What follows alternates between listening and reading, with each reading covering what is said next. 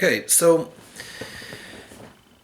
I don't want to labor this discussion too much. There's a lot of details that I think you can read about in the book. There's also some highlights that I've got in the slideshow, but I want to focus on one last thing, because this is going to contrast to something I'm going to bring up in the next chapter when we start talking about Homo sapiens sapiens. How are they different from us, right? Why are they not us? Well, they just aren't, for one thing. But also, what makes us so special? Why did we win? Why did we survive and Neanderthals didn't? They seem like they had a lot going for them, right? There's really clear evidence that they were good hunters. The technology that they were using was developing from about 300,000 years ago into about 30,000 years ago in Europe and Western Asia. New techniques. So we looked at those bifaces, the Acheulean technology that Homo erectus had developed, that was them closing their eyes and imagining a better tool, build a better mousetrap sort of a thing. Well, Neanderthals were even more clever. They came up with an even better technology that we called l'évaloir. The French were the first to define and come up with the typologies for a lot of these tools, so they got to name them. So l'évaloir technology is typical of the Mousterian period. And what it is it's actually kind of like a Swiss Army knife, right? So a Homo erectus was able to imagine a better tool, but Neanderthals were actually able to say, you know what? I might need this tool at this time, but I might need a different tool at another time. And rather than just building one tool that I've got to then put into my toolkit, I can actually take a core and I can knock off a flake and knock off another flake and knock off another and make different tools from them from this one core that I bring with myself. It makes these sort of tortoise-shaped circular things that they were flaking off, and then they were making smaller tools for each individual job and they would retouch it and refinish it until it became no longer useful. And this was what we called reduction. So they would reduce the core into little smaller tools as they needed it, and they would then reduce the tool, sometimes even changing its form and function into different things. And there's a little bit of a discussion archaeologically between Leroy Goran, Eric Boyda, and then later on some of the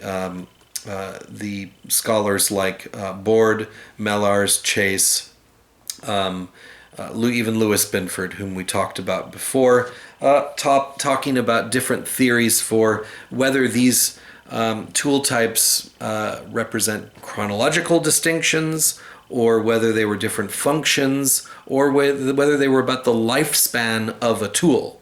So it's created as like a blank that you can do anything with. Then you make it into a tool, but then you change your mind and make it into another tool, and then it breaks, and then you leave it behind.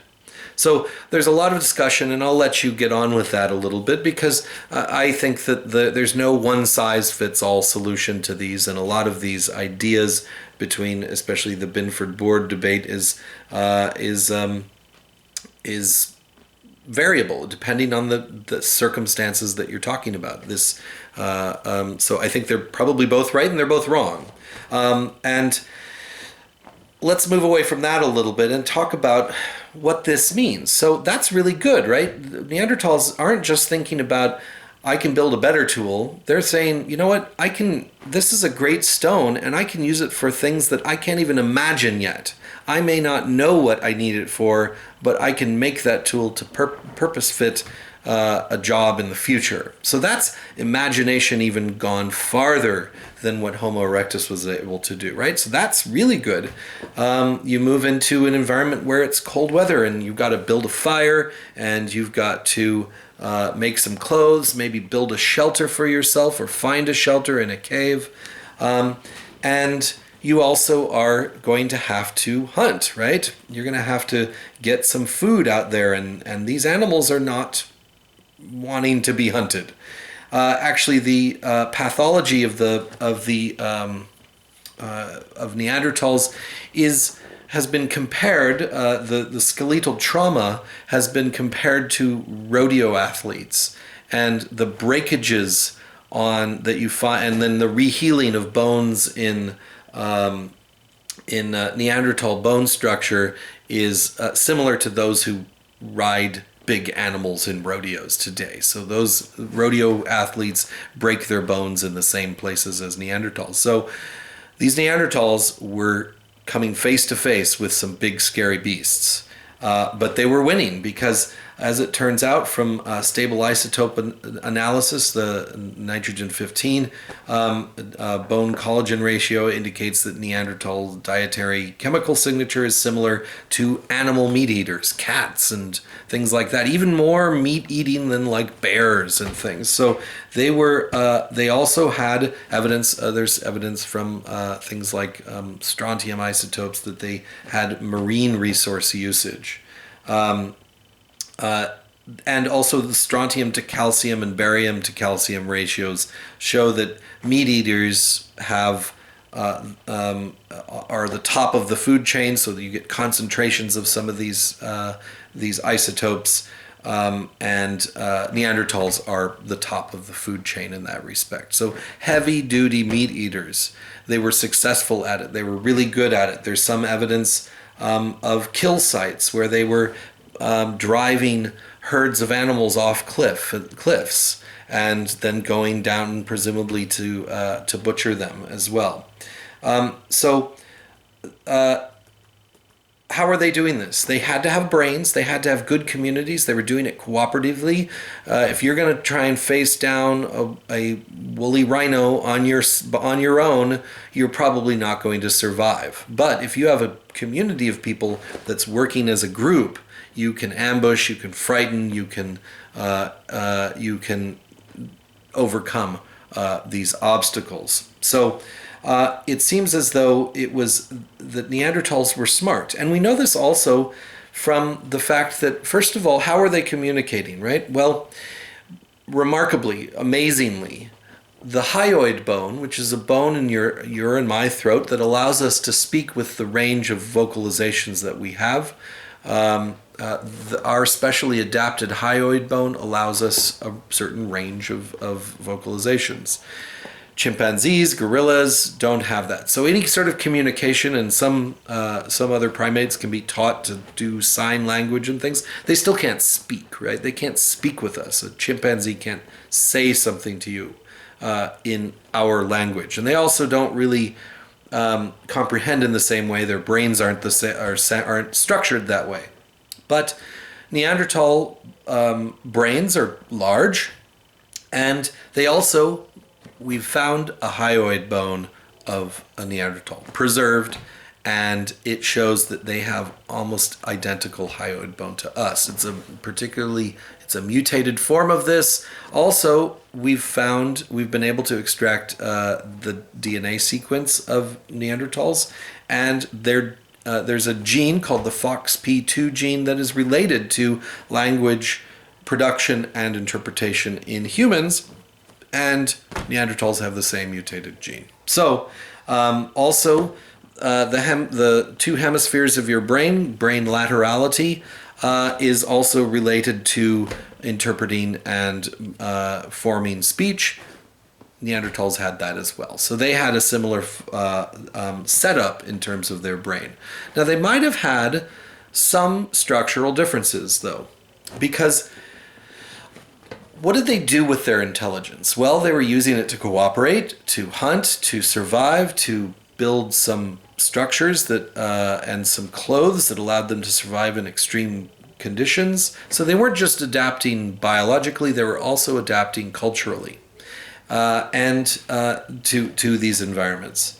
We also know that their communities were held together through not just cooperative hunting, but through other forms of social interaction.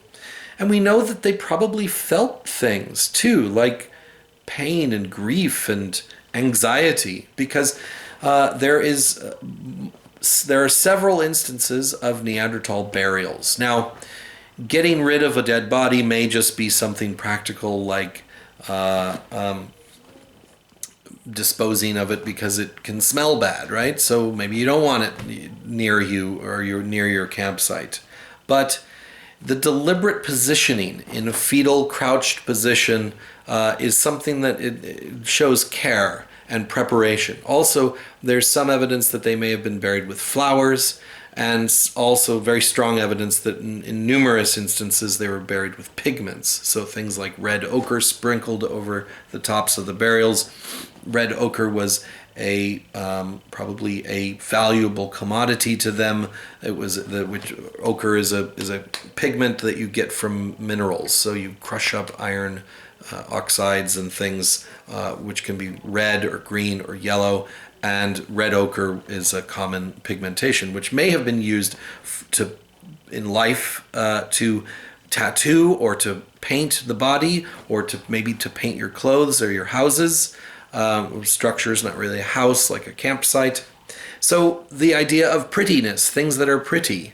There's also controversial but possible evidence that representations of things like the Barakat Ram pebbles may have been worked into a representation of a human female. This is not exactly universally accepted. And as we're going to come to in the next chapter, we're going to see how our species, Homo sapiens, really took this idea of artwork and imagination to the next level still. And I would argue that that is the major difference between you and me and a Neanderthal, is that they had imagination that was used for practical purposes. They were developing some pretty strong social groups that helped them to survive. But something about their intelligence, which I don't think science has fully put its finger on to yet, because A, we don't understand how it arises in our own species, but also it's hard to see how it was developing in Neanderthals. And that is to say, imaginative artwork.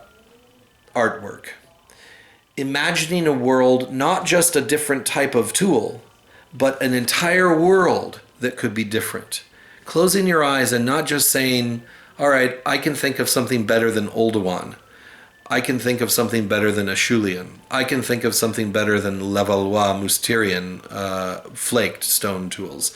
But saying, why do we have to follow the seasons around? Why can't we grow crops? That's something that only humans have done. Now, part of that, as we're going to see, is because the climate stabilized for Homo sapiens. So we were able to apply that imagination of around the world around us to some predictions about how we could make the most of that, of our resources. But I also think that Neanderthals, while very similar to us, were thinking differently to us. And so why did Homo sapiens win out? Well, I'm not sure that they did exactly. And there's pretty strong evidence now that there was some interbreeding between Neanderthals and humans. So we were both coming from different branches of Homo erectus. Homo sapiens from an African form, a branch of Homo erectus, and the Neanderthals coming from a group that had already split and started to adapt into a cold adapted branch in Europe.